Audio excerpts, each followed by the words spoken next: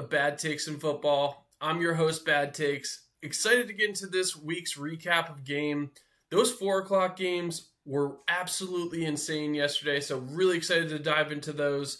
We'll be able to talk a little bit about Monday night's games as well, but again, want to make sure that everyone piles in at first. Also, when you get in here, make sure you hit that subscribe button. You can see my subscription goal up there. I'm on my road to my first 100 subscribers. It really helps me out, and it's free for you to do. I'm also going to be doing a fun giveaway of a portable Bluetooth speaker that can break into 2 different speakers, so it gives you that sort of surround sound sort of feel. So it's a great gift.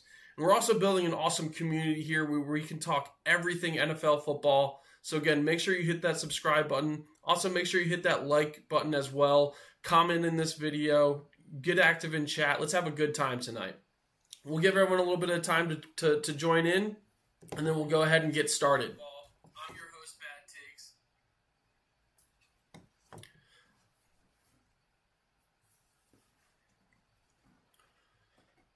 But yeah, again, make sure you hit that like button.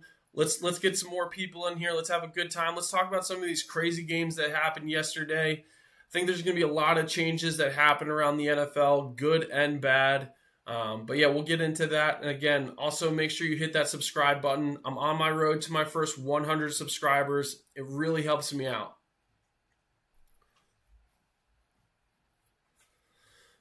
So let's go ahead and get started. So first game I want to dive into today will be the actual game that happened in London.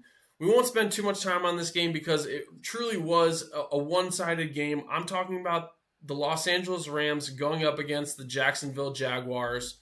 The Los Angeles Rams won this game 35-7, and it was one of those games where there was zero shot of this Jaguars team winning from the beginning. Like this Rams team came out hot. They absolutely dominated from the get-go in this game. The only time that the Jaguars scored was really just in garbage time. The game was essentially already over. The Rams were up by, I think, like 28 points. I think it was 28 points before the Jaguars put up any points. Matt Stafford had quite the game. He was 21 of 33.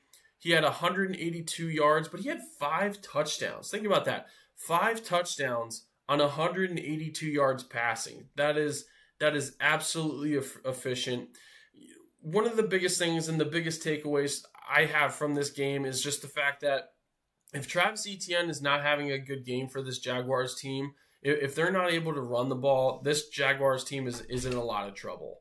You know, Trevor Lawrence, he's proven to be a pretty decent quarterback. 1 second. Psycho.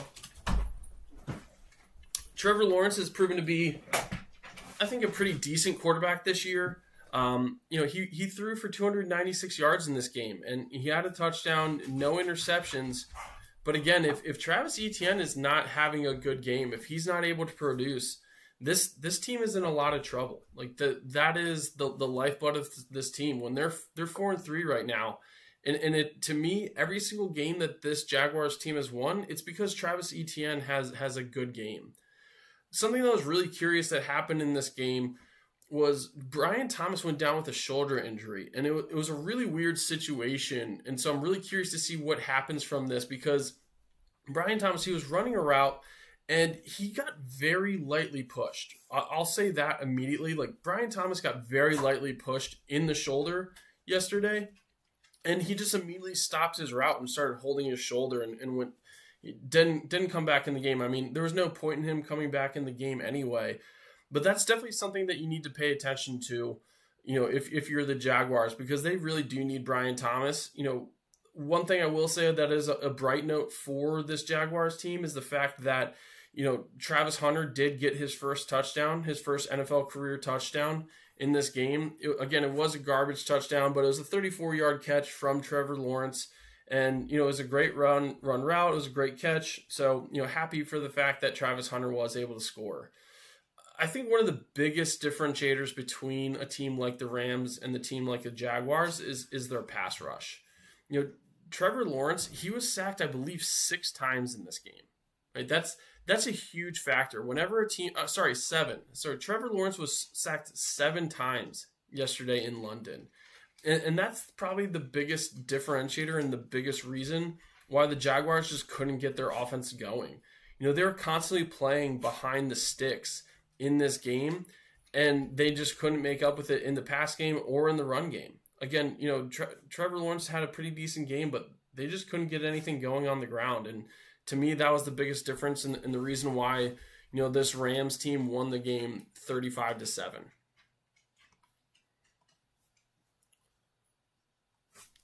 We're going to hop into the next game shortly. Again, make sure you hit that subscribe button. Want to get as many subscribers today as possible. Let's get active in chat. Let's have a good time.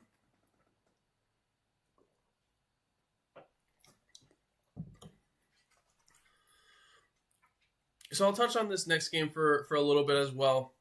I'm going to go over what happened with the Saints and the Bears. And I think, in this game, the biggest difference and the reason why, the Bears were able to win this game was the fact that Spencer Rattler, he had a lot of turnovers in this game. He had 3 interceptions in this game, and there were some that were just straight up ugly, just bad decisions, forcing the ball.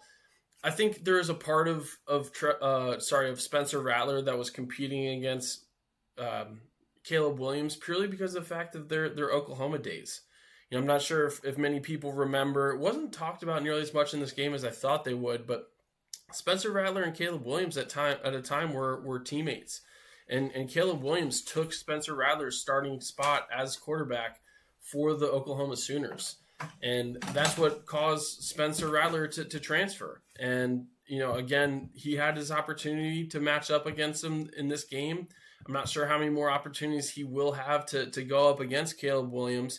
But, he was 20 for 32 for 233 yards. He had 2 touchdowns, so there was a bright spot. But, again, he had 3 interceptions in this game. It was one of those games where you kind of got taken back to reality a little bit as Spencer Rattler. He's been playing very consistently, very much mistake-free football for the most part. He's not necessarily winning them games, right? They're 1-6 at this point. But he also wasn't doing anything to lose the game for the Saints team. And so this was one of those games where, again, you kind of took a look at it and said, maybe this is why Spencer Rattler is in the situation he is in. So, again, the Bears won this game 26-14. The Bears, they're on a hot streak. I think they're on a four-game win streak right now. Caleb Williams, he's not playing the best, right? That's also something that we need to pay attention to and see what happens here, because Caleb Williams, he threw for 172 yards. He didn't throw a single touchdown, but he did have an interception in this game, right? So he had a QBR of 19.8. Like that's not going to do it. That's not going to cut it when you're playing against really good teams. He was playing against the Saints. I actually thought the Saints might win this game. I thought, because the Bears are seeing a lot of success recently, they're not a team that is used to or familiar with that sort of success. And so I thought that was really going to impact this team. I thought that the Bears were going to struggle because they were kind of riding too high. And it definitely wasn't the case. DeAndre Swift especially took care of business, for this Bears team. He had 124 yards on the ground as well as a touchdown. So, props to him. He had a great game in this game. Let's talk a little bit about this Dolphins and Browns game, right? So first things first, when it comes to this team, Dolphins being 1-6, I did not expect them to have this bad of a season. I thought that the Dolphins were going to have a down year. I would never have expected them to lose to the Browns 31-6, though. That was something that I did not have on my bingo card. I can tell you that right now, because this was Dylan Gabriel, a rookie quarterback. They also have a rookie running back, which we'll talk about Quinshon Judkins in a second. You would think that Tua Tagovailoa would have a better performance against this Browns team. But I think right now, this is really what I want to talk about, and I'm curious what people think. Is Tua Tagovailoa going to lose his starting spot as this quarterback for this Miami Dolphins team? He had another 3 interception game. He threw for 100 yards and threw for 3 interceptions in this game. He has 11 touchdowns and 10 interceptions on this year. He has a little bit over 1,300 yards, but he has 11 touchdowns and 10 interceptions. This guy's one of the higher paid quarterbacks in the NFL, and he has solid weapons. And so the fact that Tua Tagovailoa is throwing 10 interceptions already this far into the season, Mike McDaniel, he was talking about this in the press conference, and everything he said alluded to the fact that he was talking about Tua. He was talking about the fact that now is the time, being 1-6, now is the time that he has to assess whether or not a player is impacting a team too negatively to have them out there on the field. He was talking about making mistakes and making repeated mistakes. And to me, there's no other player he could be talking about other than Tua. Tua had that really bad press conference last week where he was talking about, there's leadership issues and players not showing up to player meetings, things along those lines. Again, all of those lead back to Tua being that leader. He's the captain of this team. He's the quarterback. And he's talking about bad leadership. Like, he's talking about himself. But again, Mike McDaniel, I'm almost confident that we might see Quinn Ewers being the starting quarterback next week. He did go in this game at the end, right? There's no chance for the Dolphins to be coming back at that point in time. But again, he did come in this game. And so I wonder if Mike McDaniel was alluding to the fact that he can't start Tua anymore because of how he's been performing. Now on the other side, Dylan Gabriel, he was 3 for 18. He had 116 yards and no touchdowns, and he had 12 yards on the ground. So Dylan Gabriel, it's not like he had some amazing game, right? Let's make sure to clarify that. I'm not saying that Dylan Gabriel is the reason that the Browns won this game. To me, it's obvious that Quinshon Judkins was that X factor for this team. Quinshon Judkins had 84 yards and 3 touchdowns running the ball. 2 of those rushing touchdowns, he was actually playing Wildcat quarterback for this Browns team. Like that's a new facet of this offense that they actually implemented this week before this game. Apparently they had practiced it for the first time on Friday. That was the first time they'd even tried Quinshon Judkins at that Wildcat position, and he did a great job with it. Again, 3 touchdowns, 84 yards. Like, anyone would be happy with those numbers, especially with a rookie running back. So, this Cleveland Browns team, they're now 2-5. They're actually a game ahead, technically, of the Baltimore Ravens. And so the Ravens are in last place, and the Browns are actually in third place right now in this AFC North team, in this AFC North division. I'm still very curious to see if they just stick with Dylan Gabriel throughout this season. I think that would be a really bad decision based off of what I've seen so far. Like, he's played in 3 games. One game, I think he had a pretty decent game. But the last 2 games for Dylan Gabriel have been pretty lackluster. And so, for me, if you're the Browns, after what you saw Joe Flacco did with letting him go, like, you have to assess all the talent you have on this team. And so you got to give Shedeur Sanders a shot, in my opinion. But again, props to this Browns team. The fact that they won this game 31-6, I don't think anyone really expected that, but they handled business. They handled it especially on the ground. And you have to be happy for them. And again, I think this Miami team, you're going to see a lot of changes happening in the immediate future as well as, after this year. This might be a season where, you see a new head coach and a new quarterback after this season for the Miami Dolphins.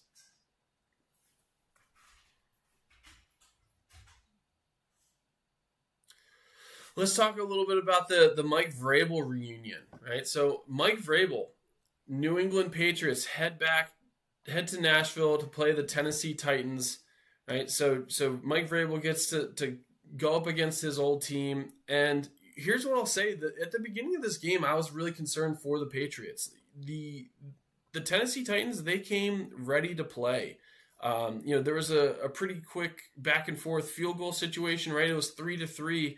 But then you saw Cam Ward throw like a 38-yard touchdown pass. And right at that point, I was like, okay, this Titans team came to play. They had a brand new head coach. Sometimes it takes a little bit of something like that for a team to get a spark, for them to get some more new energy, just some new blood in there. And so, like, part of me was wondering, like, oh wow, like this Titans team might actually have come to play today. Unfortunately, after that touchdown, they only had one more field goal in the rest of the game. They had a field goal in the second quarter, and they didn't score in the second half, and it was all Patriots from then on out. The Patriots scored a touchdown in the second, actually 2 touchdowns in the second quarter. They got 2 touchdowns in the third, and it was over at that point. It was 31-13.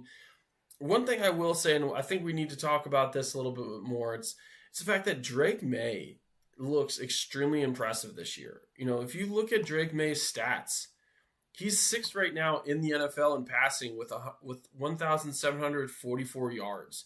He's 7th as well in touchdown passes. He has 12, and then he only has 2 interceptions on the season.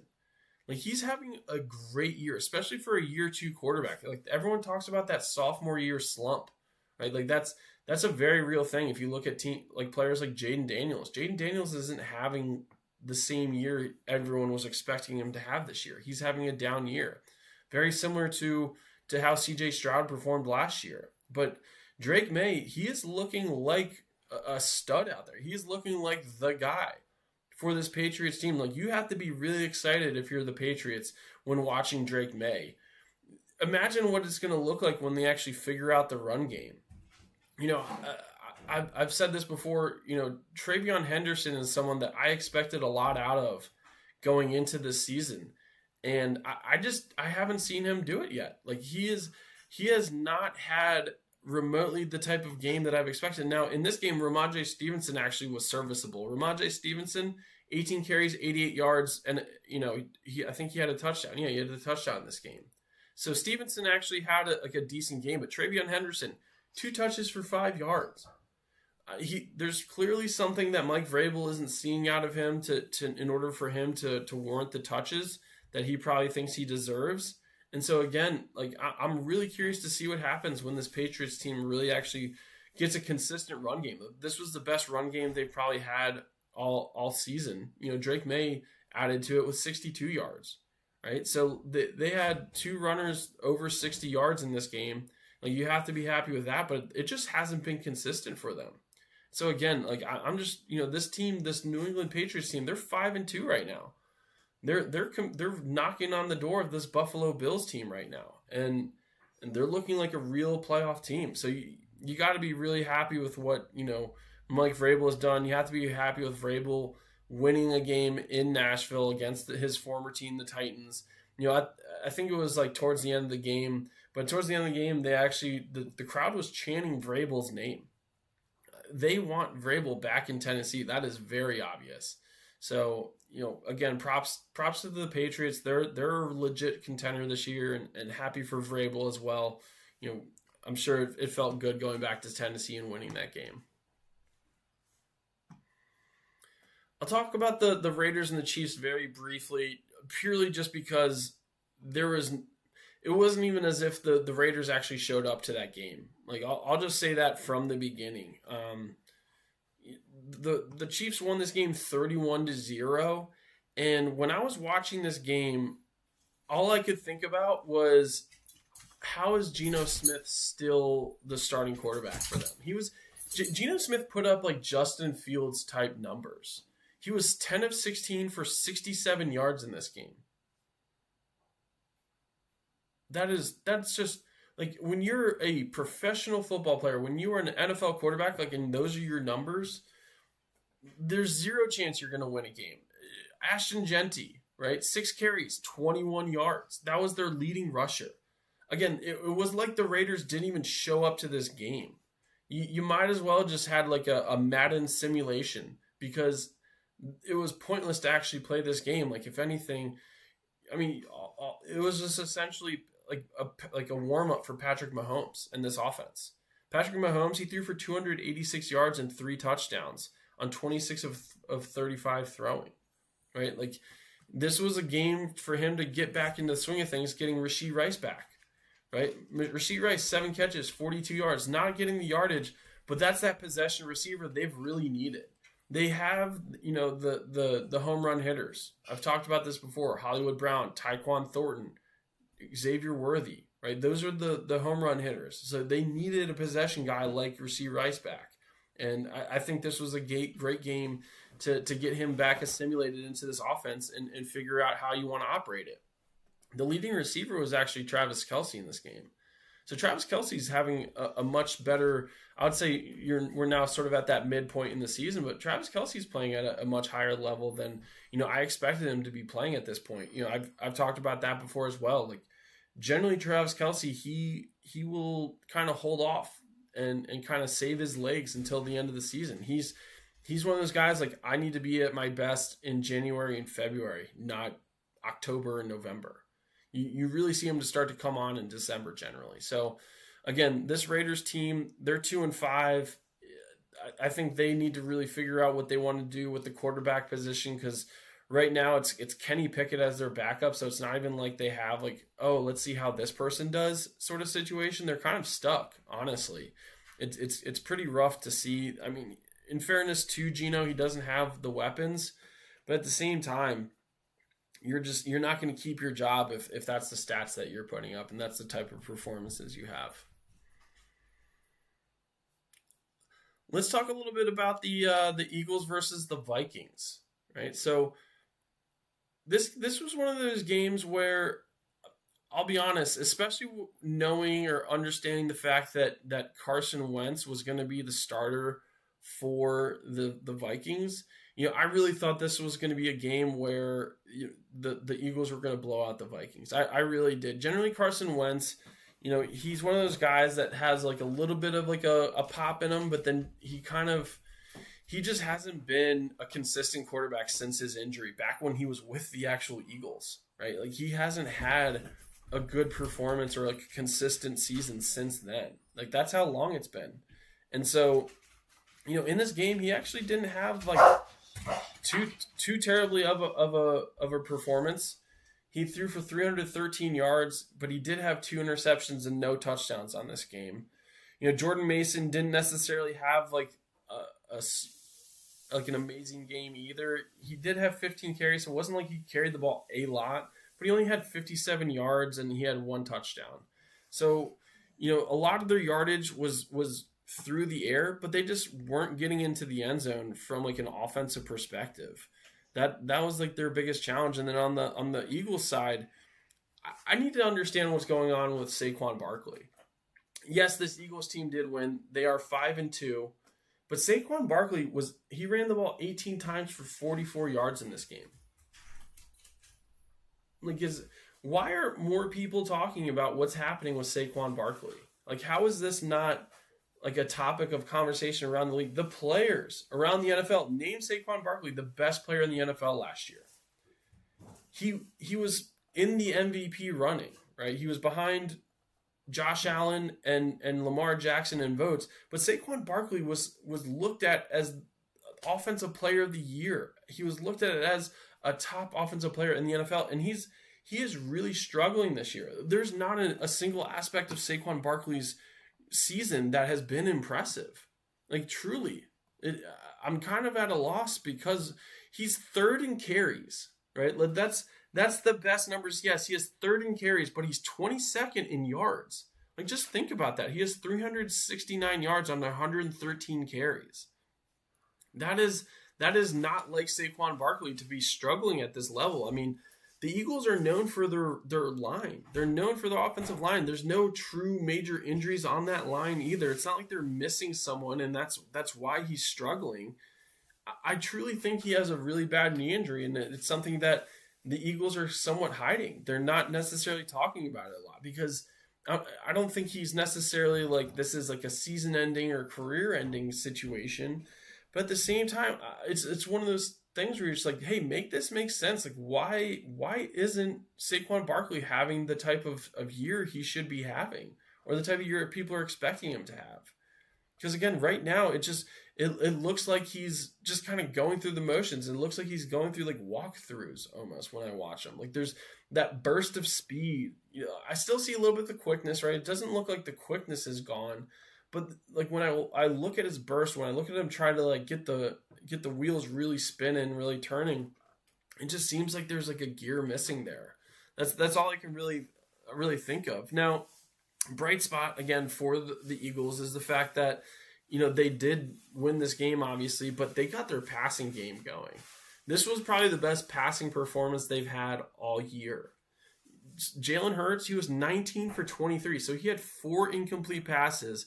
He had 326 yards and 3 touchdowns. 2 of which, finally, A.J. Brown having the type of game that everyone's been waiting for him to have all season. He had 121 yards and 2 touchdowns on 4 catches. So he was getting some deep balls thrown to him, and he was taking advantage of it. And then Devontae Smith actually led the team in receiving. He had 9 catches for 183 yards and a touchdown.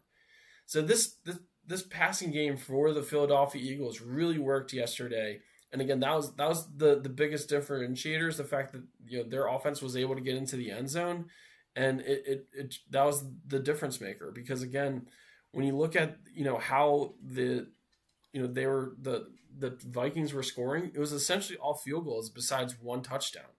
They scored 22 points mostly on field goals, just 1 touchdown. It's pretty crazy.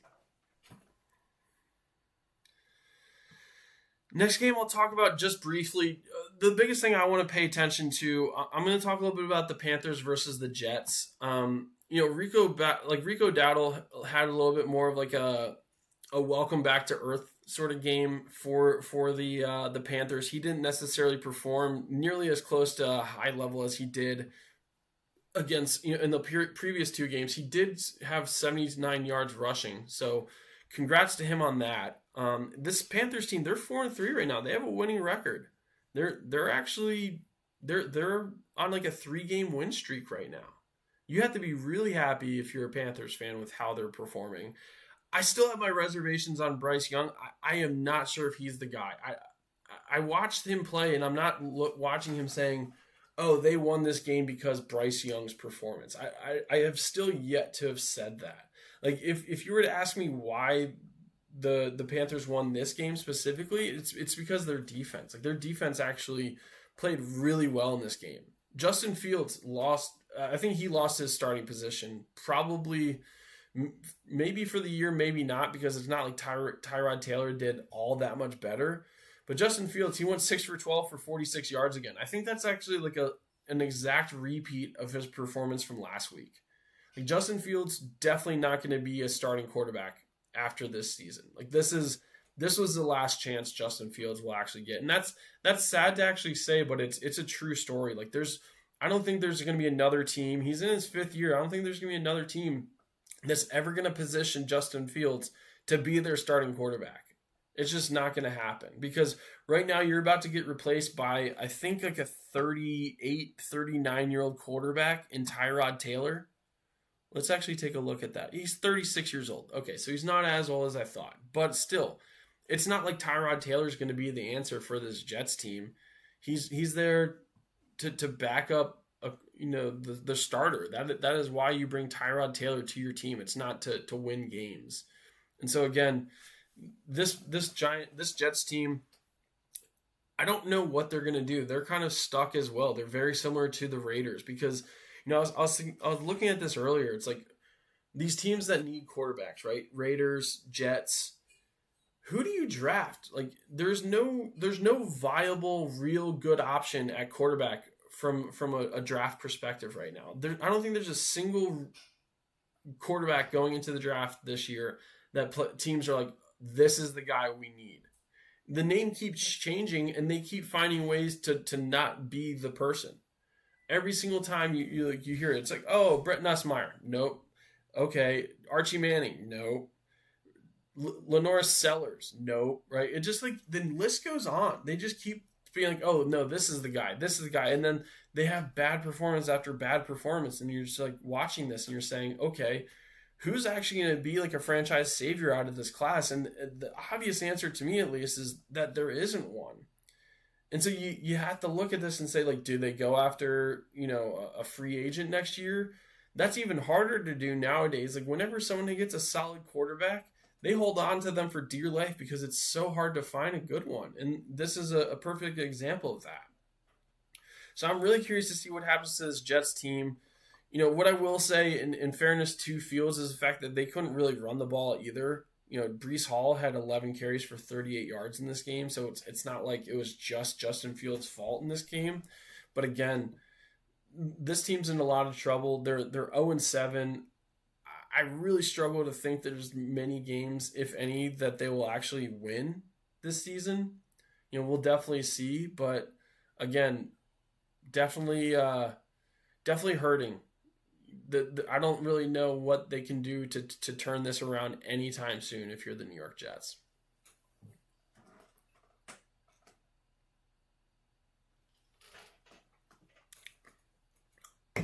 Again, when you come in here, make sure you hit that subscribe button.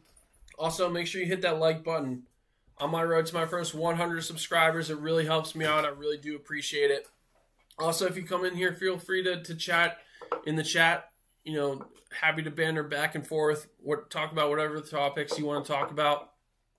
Otherwise, I'll get into what I think was probably the game of the year so far this year. And I truly mean that. Watching this Giants versus Broncos game yesterday, it was one of those games where I just continuously kept thinking to myself, oh wow, that's what won them the game. Oh, they won the game from this because of this. That they're gonna win now. And they just kept going back and forth. This was the game of the year, like I said, in my opinion. Both Jackson Dart and Bo Nix played at such a high level yesterday. Jackson Dart, 283 yards, 3 touchdowns, 1 interception. That interception did turn out to be very costly. I will say that for this Giants team. Jackson Dart, he threw an interception in the fourth quarter that kept this Broncos team in it.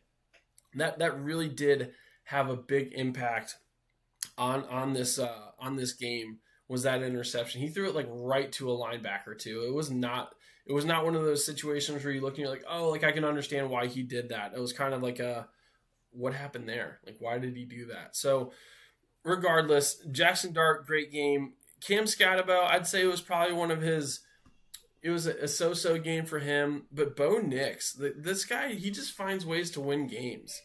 This Broncos team, again, they're 5-2. J.K. Dobbins, he was struggling on the ground for the longest time, but they stuck with the run game. He had 81 yards. He ended the game with 81 yards. Bo Nix, 279-yard passing. He had 48 yards rushing as well and 4 total touchdowns. That is the reason why Bo Nix is the thumbnail of this live stream, because to me, that was one of the most electric games back and forth.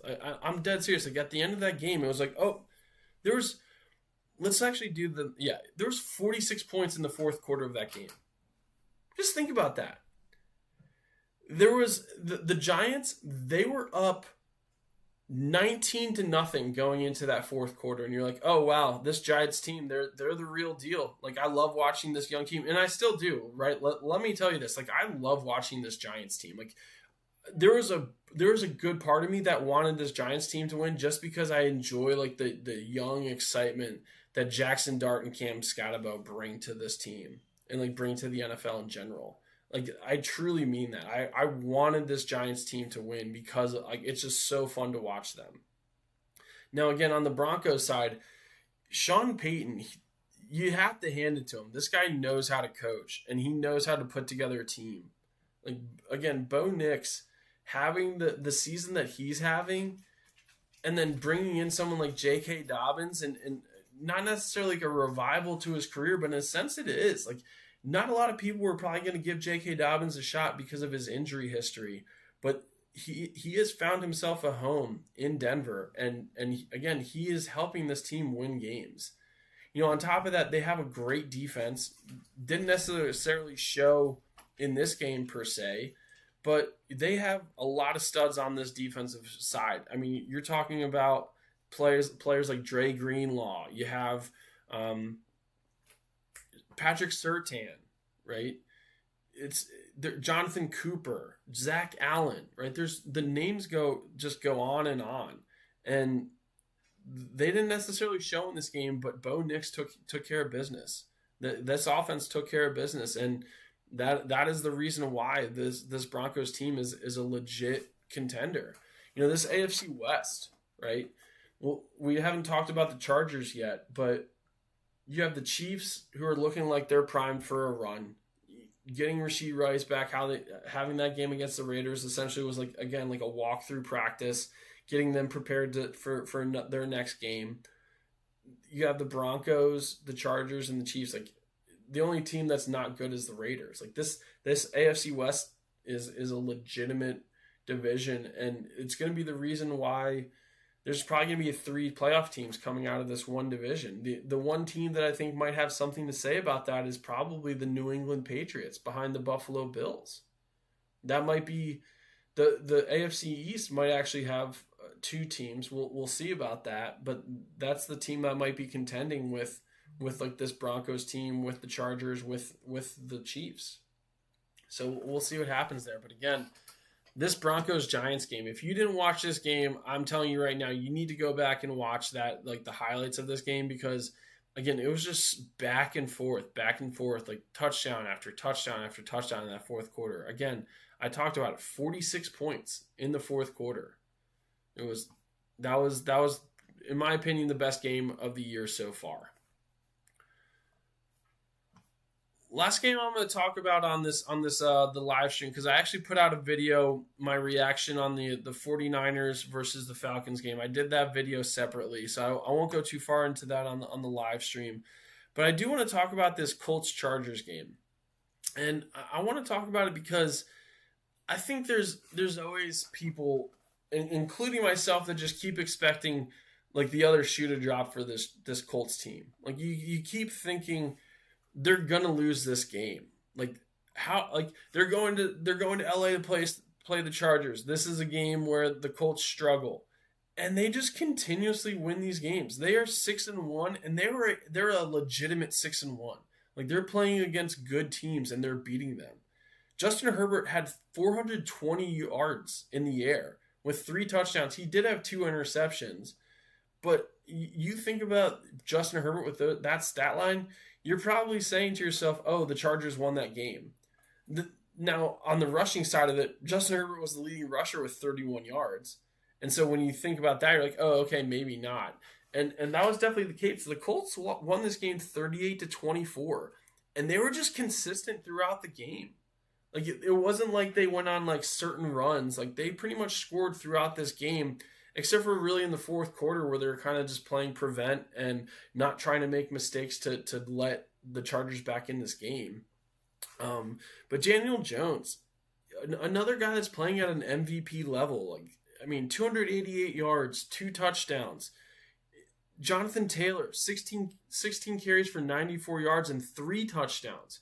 Now, he really is playing like at an MVP caliber level, but it's just one of these teams where you just watch them and you're like, they don't have like insane weapons at receiver. I mean, Tyler Warren, everyone that skipped out on Tyler Warren that wanted a tight end, they're probably really regretting that decision. He's looking like a top player in this league for years to come.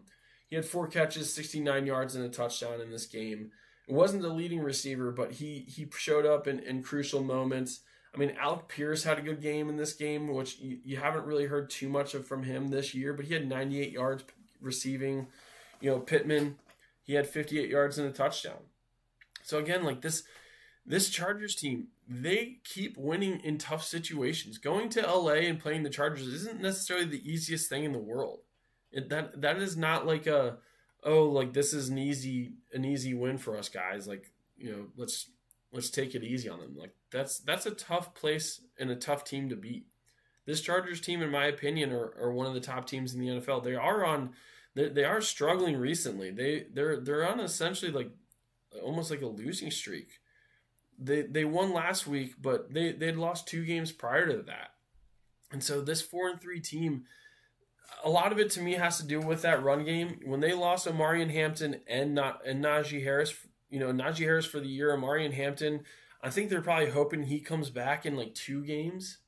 I think the soonest he can come back is probably after the Titans game in 2 weeks.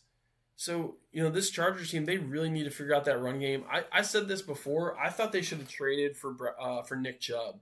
I thought they're in a position where they're contenders and they should trade for a running back. And to me, Nick Chubb is a great example.